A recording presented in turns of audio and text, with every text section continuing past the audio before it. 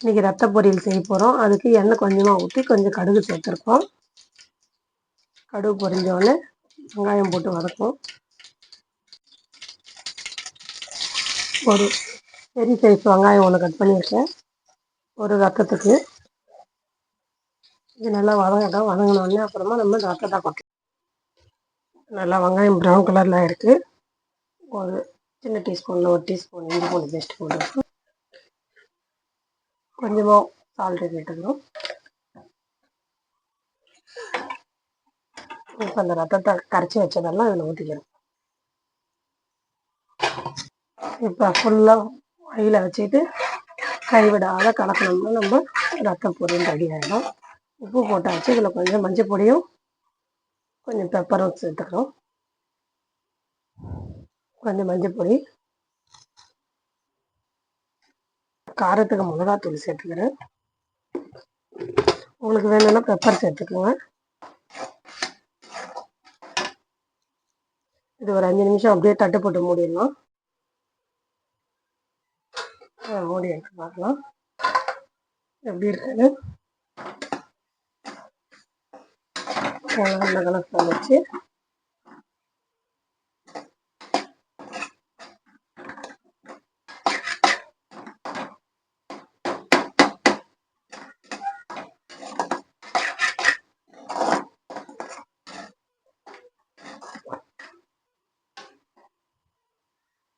இந்த டைமில் கொஞ்சம் கொத்தமல்லி போட்டுக்கலாம்.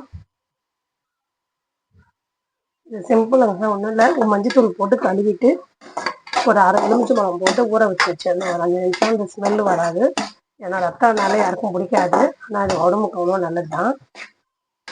அதனால் நாங்கள் என்ன பண்ணுவோம், என் பையனுக்கு பிடிக்காதனால இதில் நான் எலுமிச்சம்பழம் போட்டு கொஞ்சம் ஒரு 5 நிமிஷம் ஊற வச்சுட்டு அந்த ஸ்மெல் போனதுக்கப்புறம் எடுத்து நல்லா இந்த மாதிரி கரைச்சி விட்டுருப்பேன். கையாலையும் கரைச்சி விட்டு சின்ன பெரிய வெங்காயம் ஒரு சைஸ் வெங்காயம் ஒரு வெங்காயம் எடுத்து கட் பண்ணி போட்டுக்கோங்க.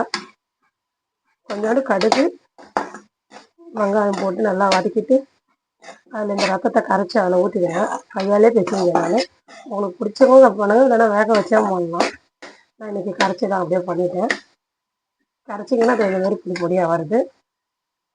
இதை கரைச்சிட்டு இதில் கொஞ்சம் மஞ்சத்தூள், கொஞ்சம் உப்பு, தேவையான உப்பு, கொஞ்சம் நான் மிளகாத்தூள் போட்டுக்கிட்டேன் காரத்துக்கு. உங்களுக்கு வேணும்னா பெப்பரை ஆட் பண்ணிக்கலாம். நம்ம விருப்பம் தான். பெப்பர் வேணால் பெப்பர், மிளகாத்தூள் வேணால் மிளகாத்தூள் போட்டுக்கிறேன்.